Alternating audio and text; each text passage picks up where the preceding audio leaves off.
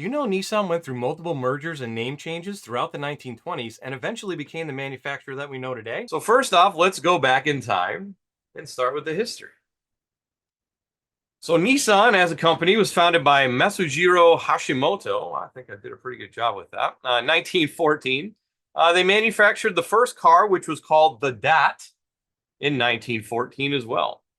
They had multiple mergers and name changes throughout the 1920s and then created their first Dot Sun, later respelled to Sun, and we'll talk about that in a second, Datsun in 1933.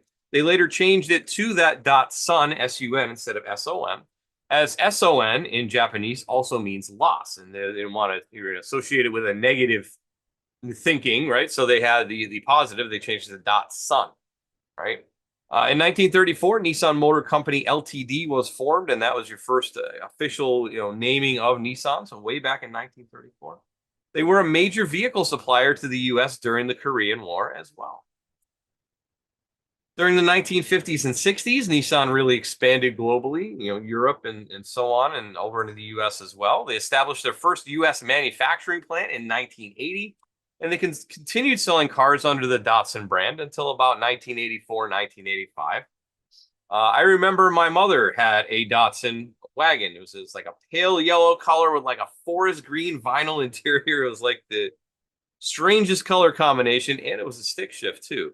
So that was kind of a weird little car, but I remember it vividly. After that, Infiniti was launched in 1989.